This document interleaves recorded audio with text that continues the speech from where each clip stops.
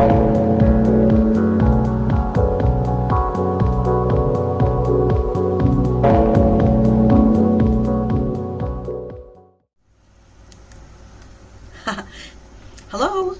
welcome to the Affaircare podcast, and welcome to summer. It's July here in the Pacific Northwest, and kind of warm, and we are about ready to begin a new series that'll probably go for most of the month of July.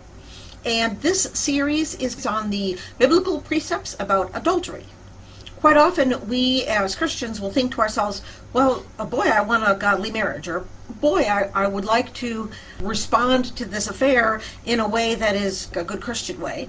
But how can we possibly expect to have like a godly marriage or respond in a godly way toward adultery if we don't study the Bible and find out what God thinks about adultery?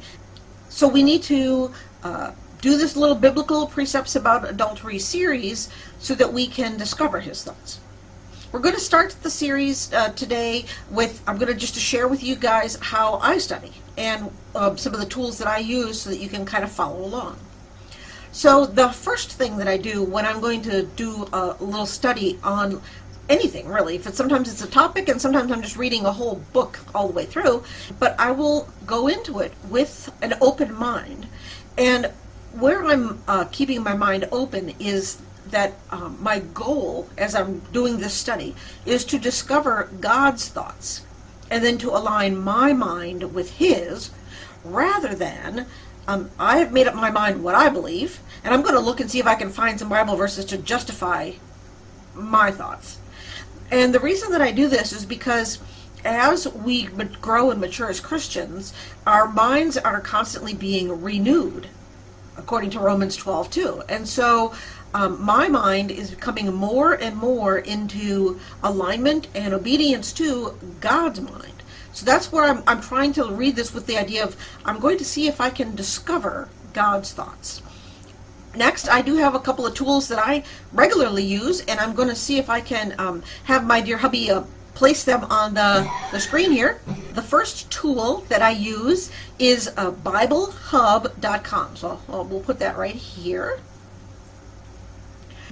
BibleHub.com is a little tool for different ways that you can read the Bible, and they give it to you verse by verse. And so what I'll do is I'll pick the verse that I want to read, and I pick interlinear. And sometimes I will pick Hebrew or Greek so that I can get as close to the original as possible.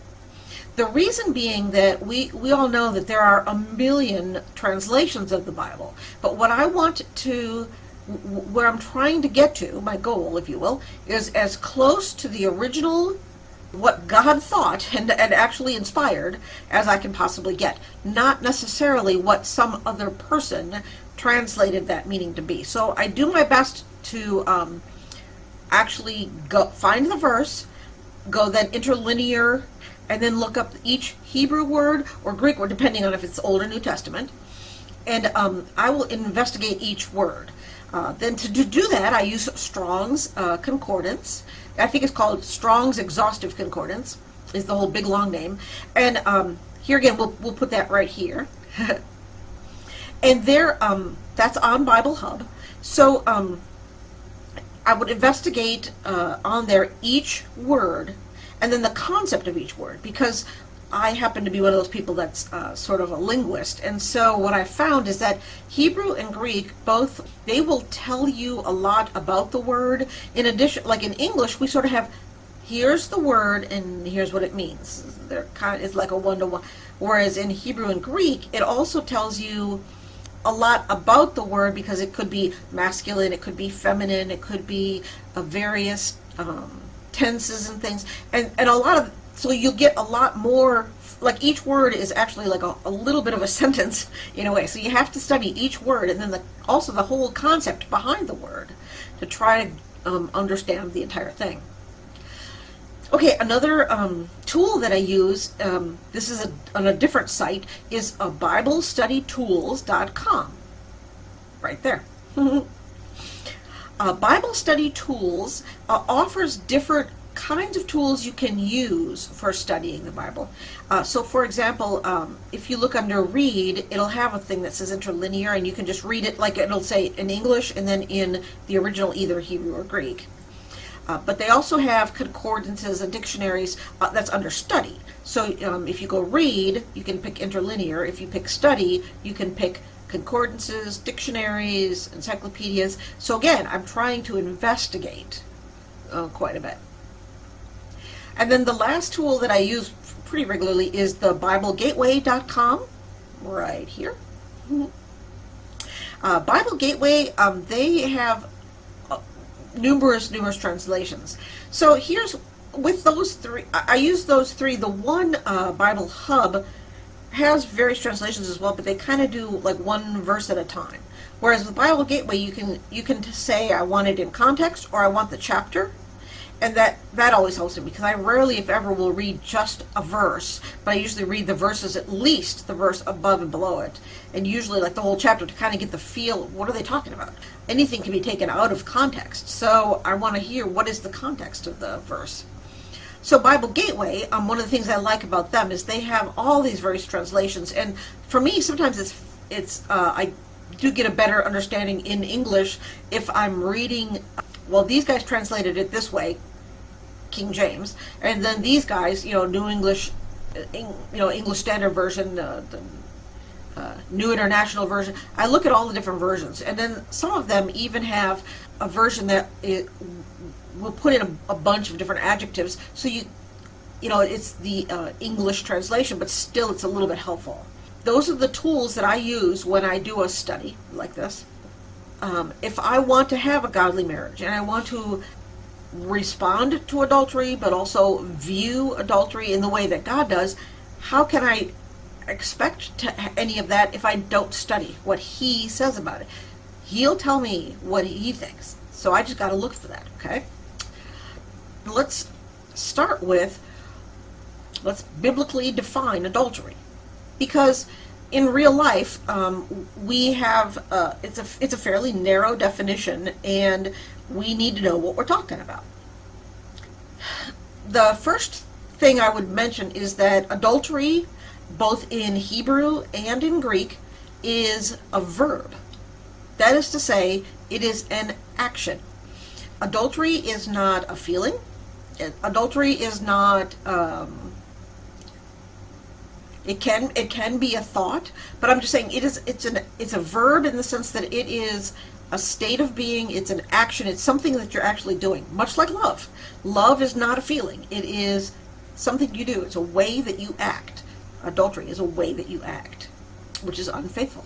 There are the Hebrew word that is most often used in the Bible and translated adultery is na'af.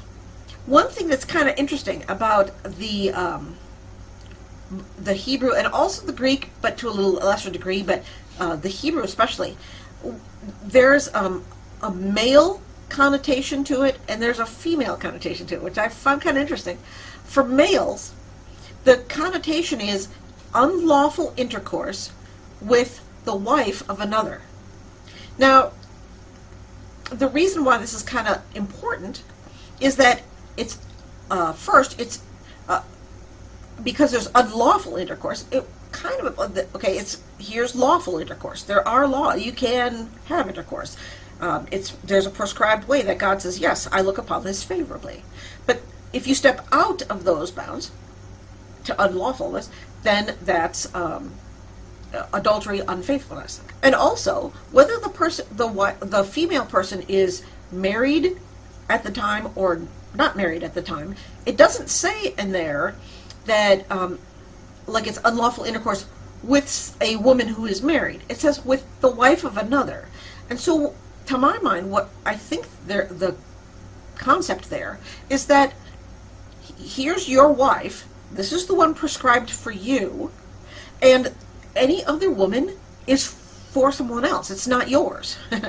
So it would be, here's intercourse within the law that is pleasing to God. You step outside of that, and you're having intercourse with someone who is not the one prescribed for you. That's adultery in the Hebrew. The female connotations and concept is interesting as well. It is to be debauched, okay? That is a woman who is indulging in sensual pleasures to the degree that is perceived to be morally harmful. Now, you note there, like you look at things like Song of Solomon, right? That's clearly pretty sensual, and they're definitely engaging in pleasure there. There's nothing wrong with sensuality nor pleasure. But the part that's the kind of the problem here is when you're doing that kind of thing to the degree that it's perceived to be morally harmful.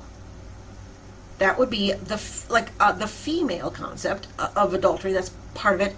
And also, this is interesting, women that break wedlock. So when you're a female person and you agree to be, this is my husband, we're wed, when you break that, then that's adultery. Again, unfaithfulness. So it's kind of interesting that those are the connotations involved.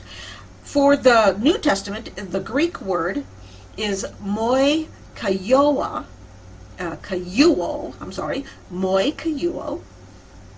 And both of them, that is to say the Hebrew na'af and then the Greek word moi kaiuo, they both have that connotation within them that it's somebody who was solicited and drawn away to idolatry.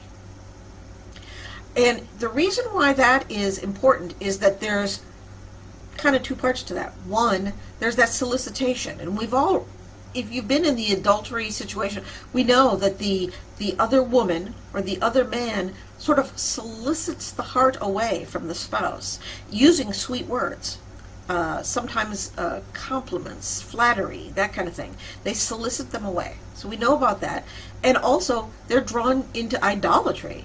And I was sort of surprised by that. But we know marriage is supposed to be an image on earth of our relationship with Christ. We are his bride. He is our husband.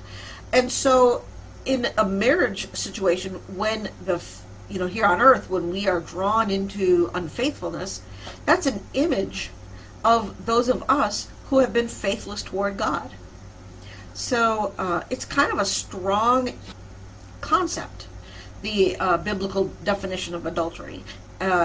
Unlawful intercourse with someone who's not your spouse, indulging in pleasure to the degree that it's morally harmful, breaking wedlock, and being solicited into idolatry. And I think here on this earth, the idolatry we're worshiping is ourselves, and also, the idolatry of the sensual pleasure.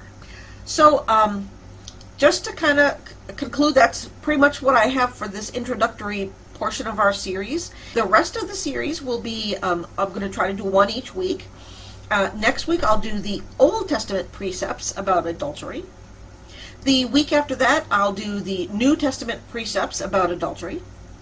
And then finally, we'll conclude, probably at the end of July, with some notable adultery in the Bible and what we can learn from those situations.